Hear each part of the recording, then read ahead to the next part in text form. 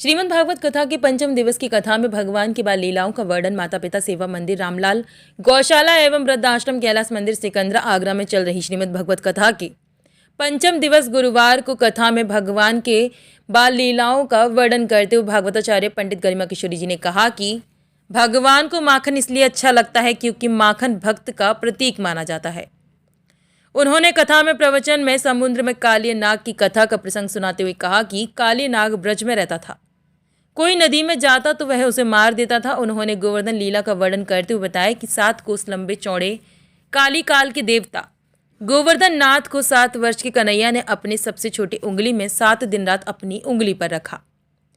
भगवान धारण किए रहे इंद्रदेव का अभिमान तोड़ा, इसीलिए जीव को कभी अभिमान नहीं करना चाहिए और कर्म करना चाहिए। फल की इच्छा नहीं रखनी चाहिए, जिससे कर्म करोगे तो फल मिलेगा। इसीलिए भगवान ने भी कर्म को प्रधान बताते हुए कहा, कर्म करना जीव का धर्म है, फल देना मेरा काम है। श्रीमद् भागवत कथा के दौरान कथा व्यास द्वारा बीच बीच में सुनाए गए भजन पर श्रोता भाव विभोर हो गए। हरि नाम से ही जीव का कल्याण हो जाता। कथा व्यास ने बताया कि भागवत कथा विचार, वैराग्य, ज्ञान और हरि से मिलने का मार्ग बता देती है। कलयुग की महिमा का वर्णन करते हुए कहा कि कलयुग में मानस पुण्य तो सिद्ध होते हैं, परंतु मानस पाप नहीं होते। कलयुग में हरि नाम से ही जीव का कल्याण हो जाता है। कलयुग में ईश्वर का नाम ही काफ़ी है। सच्चे हृदय से हरि नाम के सुमिरन मात्र से कल्याण संभव है। इसके लिए कठिन तपस्या और यज्ञ आदि करने की आवश्यकता नहीं है, जबकि सतयुग, द्वापर और त्रेता युग में ऐसा नहीं था। मेरा नाम बालमुकुंद लाल है। आपको कैसा लग रहा है सर, आप यहाँ रामलाल वृद्धाश्रम में कथा सुनने आए हैं, क्या आपको लग रहा है? बहुत अच्छा लगा, जिसकी कल्पना भी मैंने नहीं किया था उससे अधिक लगा मुझे। बहुत मन खुश भी हुआ, शांत भी हुआ। आपका आशीर्वाद देना चाहिए। ठीक है, सबको मेरा आशीर्वाद। मेरा नाम राजेश कुमार सूरी है। मैं नोएडा में लॉजिक्स ब्लॉसम काउंटी में रहता हूँ और हम काफ़ी दिनों से सोच रहे थे, गौशाला की हम सेवा करते हैं, लेकिन काफ़ी दिनों से हम सोच रहे थे कि किसी वृद्ध आश्रम में जाएं और वृद्धों की कभी सेवा करने का हमें मौका मिले। मैंने बहुत वृद्धाश्रमों में पता करा, लेकिन मैं जहाँ भी पहुँचा देवर ऑलमोस्ट कमर्शियल। सब लोग जो हैं वो पैसे लेते हैं at the time of admission as well as for the daily routine, वो पैसे चार्ज करते हैं लोगों से। लेकिन तब मेरे को रामलाल, ये जो जहाँ मैं आज भी खड़ा हूँ, रामलाल वृद्धाश्रम एवं गौशाला का पता लगा। हमारे पास ही ग्रेटर नोएडा में इन्होंने ही एक अपनी ब्रांच खोली है। वहाँ जाने का मुझे सौभाग्य प्राप्त हुआ और वहाँ से मुझे ज्ञात हुआ कि ये शिव प्रसाद जी जो हैं, ये सही मायने में एक मानवता का काम कर रहे हैं।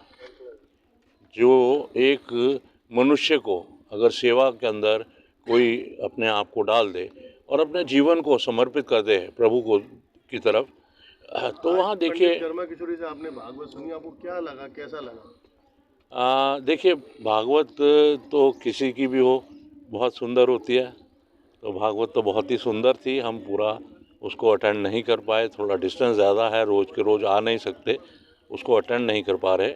लेकिन ये है कि प्रभु का नाम तो जब भी लिया जाएगा उसमें आनंद आएगा ही आएगा। तो चाहे कृष्ण कहो या राम, बोलो राम। एक ही प्रभु के दो नाम हैं, दो अलग अलग रूप हैं। और भागवत कथा में हमेशा मज़ा आता ही है, जो भी सुनेगा उसको आनंद आएगा। और यहाँ आने के बाद जिस स्पीड से शिव प्रसाद जी काम कर रहे हैं और जिस तरीके से वो काम कर रहे हैं, अगर उनको थोड़ा साथ मिला तो मैं वो दिन दूर नहीं देखता कि जब दिल्ली ग्रेटर नोएडा के अंदर भी इसी तरह से, जैसे ये वृद्धाश्रम उन्होंने बनाया है, इसी तरह वो भी डेवलप होगा। मैं एग्रीकल्चर डिपार्टमेंट से विषय वस्तु विशेषज्ञ पद से रिटायर्ड हूँ और मैं अब समाज की सेवा में आ गया हूँ। और धन्यवाद करूँगा मैं लाल साहब का, विवेक लाल साहब हैं हमारे, उन्होंने हम लोगों को इस समाज सेवा से जोड़ा है, तो ये बड़े धन्यवाद के पात्र हैं। और मैंने यहाँ आकर के ये बड़ा एक गौरवान्वित महसूस किया कि हमारे जो यहाँ के वृद्धाश्रम के जो अध्यक्ष हैं, हाँ, भागवत भी अच्छी हुई है, बहुत अच्छा, हमने जितना समय देखा बहुत बढ़िया हुआ है।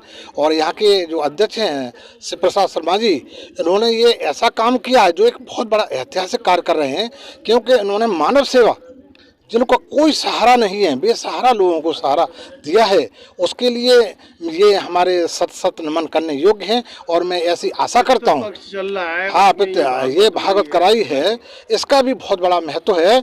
दूसरी बात ये है कि मैं ऐसी कामना करूँगा प्रभु से कि इनको ऐसी शक्ति प्रदान करे कि ये आगे बढ़ते रहें, इसी प्रकार से मानव सेवा करते रहें, ये मैं ऐसी कामना करता हूँ। इनके लिए मैं बहुत बहुत धन्यवाद का पात्र समझूंगा और मेरी तरफ से बहुत बहुत साथ। मेरे जितने भी ये सारे आप मेंबर देख रहे हैं, सब हम लोग एक संस्था से जुड़े हुए हैं, NGO deny it wings young foundation.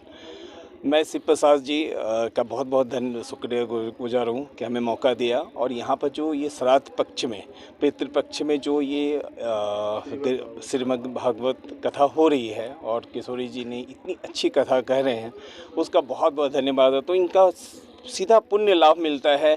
ये सीधे जो बुजुर्ग माता पिता हैं, जो दुखी हैं, अपने परिवार से ग्रसित हैं, कहीं ना कहीं से उन्हें लगता है कि अकेले महसूस कर रहे हैं, तो अभी इनको चाहिए सहारे के रूप में और भगवान के प्रति अपनी आस्था को व्यक्त करने के लिए।